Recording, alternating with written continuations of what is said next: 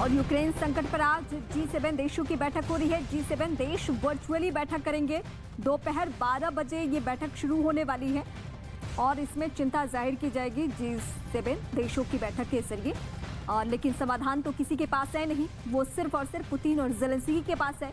अगर यही दोनों बीच का रास्ता निकालते हैं, विकल्प तक पहुंचते हैं तो कुछ बात बन सकती है, वरना पुतिन पे दुनिया के किसी भी देश का, चाहे वो G7 देश हो, कोई भी देश हो, कोई असर नहीं होने वाला है। चाहे उनको तानाशाह आप कहिए, कुछ भी कहिए, कोई असर नहीं होने वाला है। इसीलिए विकल्प बस यही है कि दोनों देश आपसी बातचीत के जरिए, जो 4 दफे बातचीत हो चुकी है, उसी बातचीत के रास्ते को आगे बढ़ाते हुए, उसी बातचीत के रास्ते पर आगे बढ़ते हुए ये विकल्प तक पहुंचे और सीज फायर हो।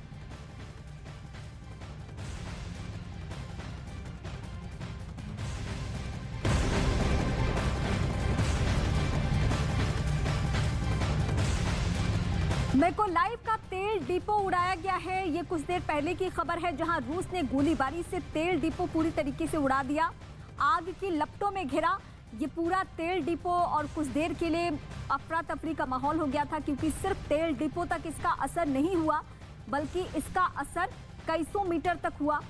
और ये तस्वीरें ही देखकर आप सहज अंदाजा लगा सकते हैं कि इसका कितनी भयावह स्थिति होगी जब ये तेल डिपो को उड़ाया गया होगा।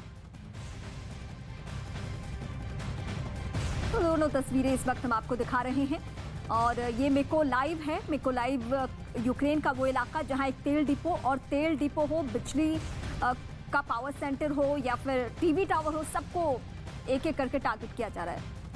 अभी तक रोजाना खबरें आ रही हैं कि पुतिन की पलटन कीव से बस चंद किलोमीटर की दूरी पर रह गई है, वो उसके बाहरी हिस्से पर घात लगाए बैठी है। लेकिन अब कहा जा रहा है कि पुतिन ने अपनी सेना को कीव के किला ढाने का अल्टीमेटम दे दिया है, डेडलाइन क्लियर है।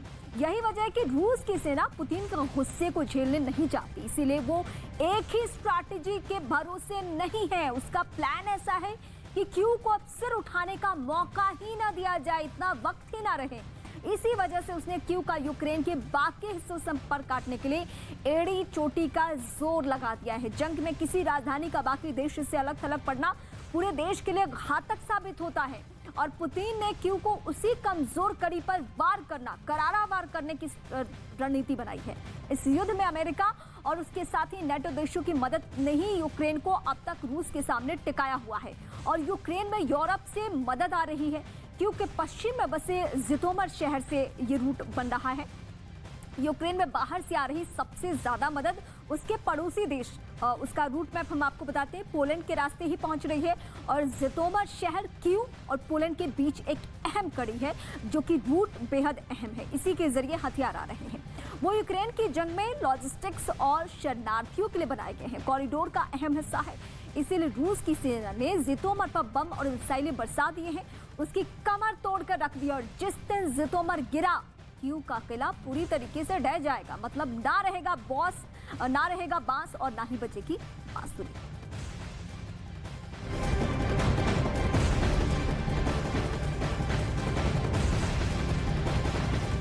कीव पर रूस के ताबड़तोड़ हमले जारी हैं। रूस के हमले में तबाही मची है, क्योंकि कई इमारतों में भीषण आग लगी है। लोगों को बंकरों में छिपने के निर्देश दिए जा चुके हैं, और ये सख्त हिदायत बीते दिन ही दे दी गई थी। सायरन की आवाज, और उस सायरन की आवाज का मतलब यही होता है, वो सिंबल है कि जब भी सायरन की आवाज जिस भी इलाके में बजे, आपको तुरंत आनन फानन में चले जाना है, बंकरों में छिप जाना है, क्योंकि हवाई हमले का अंदेशा देखते हुए, शंका जाहिर करते हुए सायरन की आवाज बजती है। और रूस के हमले सिर्फ क्यों नहीं, बल्कि और इलाकों में भी इसी तरीके से जारी है।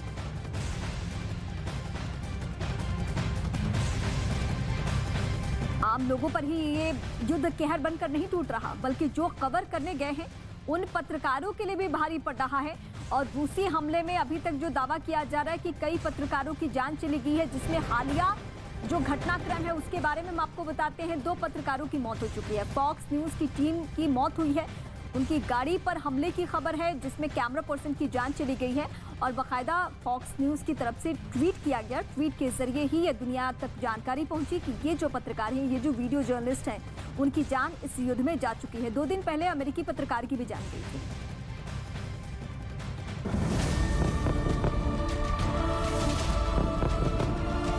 अब तबाही का ये 21वां दिन किस तरीके से भारी पड़ रहा है यूक्रेन पर। यहाँ पर बड़ी खबर जो निकल कर सामने आ रही, युद्ध में 40% सैन्य उपकरण तबाह कर दिए गए हैं।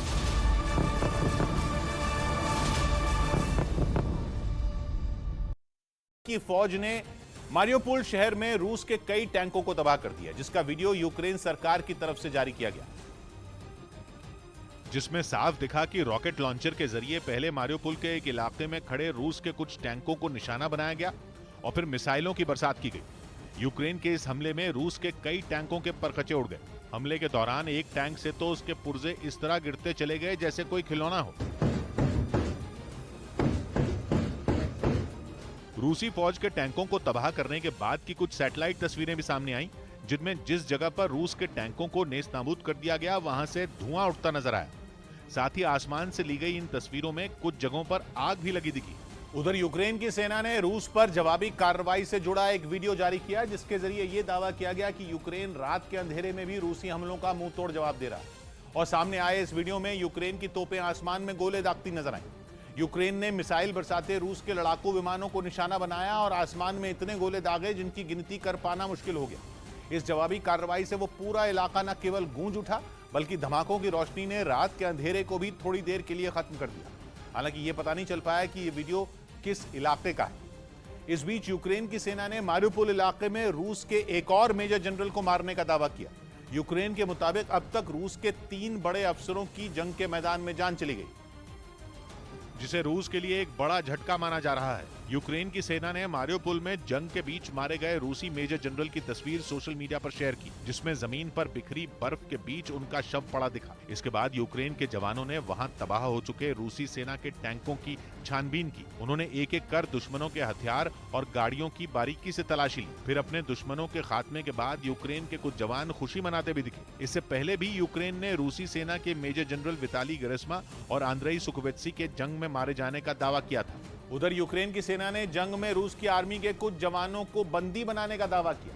उसने बंदी बनाए गए रूसी जवानों का एक वीडियो सोशल मीडिया पर भी शेयर किया, जिसमें 2 जवान जख्मी हालत में जमीन पर गिरे दिखे। उनके हाथ और पैर बंधे हुए थे। साथ ही उनके चेहरे पर चोट के भी काफी निशान दिखाई दिए। लेकिन तब भी यूक्रेन के सैनिक इन जख्मी रूसी जवानों से सवाल जवाब करते नजर आए। ज़ेलेंस्की की सेना ने इसी तरह के कुछ और वीडियो भी जारी किए, जिनमें बंधक बनाए गए रूसी सैनिकों को वहां के मीडिया के सामने पेश किया गया। दावा है कि इन सैनिकों ने मीडिया से बात करते हुए अपनी ही पुतिन सरकार का विरोध किया और यूक्रेन पर हमले को गलत बताया। Я жив, меня могли бы убить, но я жив, меня защищают здесь. Единственное, от чего я могу погибнуть, мам. हालांकि इसके बाद सोशल मीडिया पर यह चर्चा भी शुरू हो गई कि इन रूसी जवानों को यूक्रेन की सेना ने डराया और धमकाया और पुतिन सरकार के खिलाफ बोलने के लिए मजबूर किया।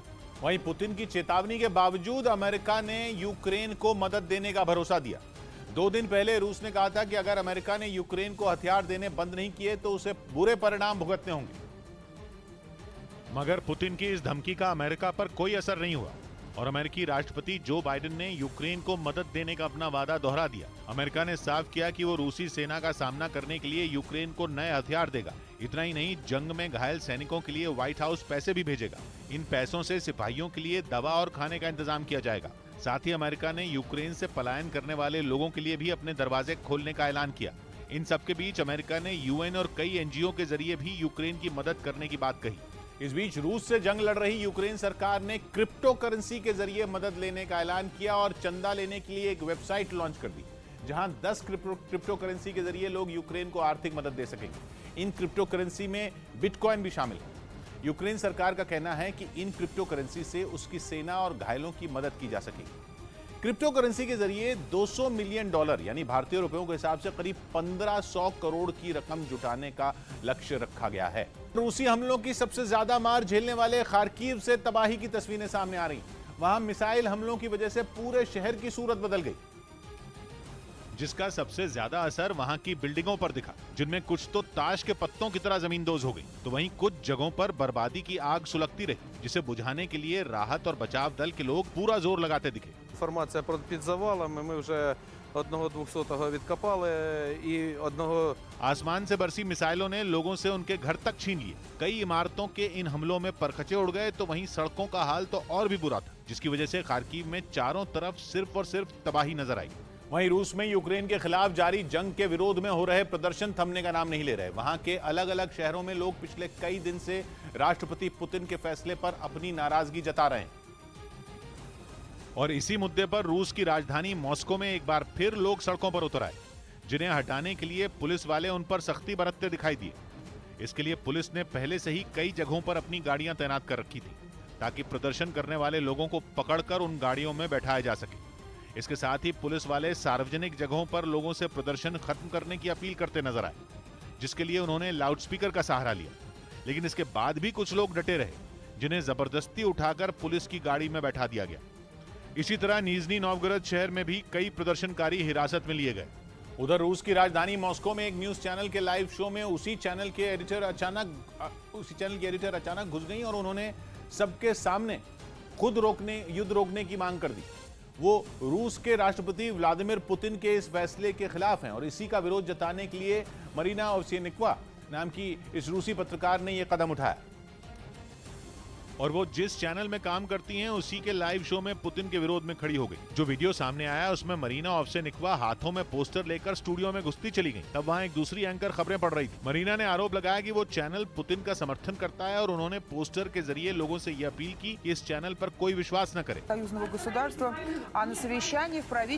इससे पहले भी वो एक वीडियो रिकॉर्ड कर चुकी हैं और उसके जरिए भी उन्होंने अपने चैनल को कोसा था। हालांकि लाइव शो में युद्ध रोकने की मांग करने के बाद मरीना को पुलिस ने गिरफ्तार कर लिया। उनके वकीलों का कहना है कि पता नहीं उन्हें कहां रखा गया है और उन लोगों को मरीना के पास जाने की इजाजत भी नहीं। वहीं रूस के राष्ट्रपति व्लादिमीर पुतिन का विरोध करने वाली वहां की मॉडल ग्रेटा वेडलर का शव एक सूटकेस से बरामद किया गया। 1 साल पहले उसने सोशल मीडिया पर पुतिन की आलोचना की थी। लेकिन अब यूक्रेन युद्ध के बीच इस मॉडल की हत्या के आरोप में उसके दोस्त को गिरफ्तार कर लिया गया। हालांकि दावा है कि इस हत्या के पीछे की वजह पैसा था, न कि पुतिन की आलोचना। पुलिस ने बताया उसके दोस्त ने भी हत्या की बात कबूल कर ली। पिछले साल जनवरी में इस मॉडल ने सोशल मीडिया पर पुतिन को मनोरोगी और डरा हुआ इंसान बता दिया था। अपनी इसी पोस्ट के बाद से वो गायब थी। कहा जा रहा है कि इस पोस्ट के 1 महीने बाद उसकी हत्या कर दी गई, जबकि आरोपी इस मॉडल का सोशल मीडिया अकाउंट खुद चलाता रहा ताकि किसी को उस पर शक न हो। बाद में जब इस मॉडल की तलाश शुरू हुई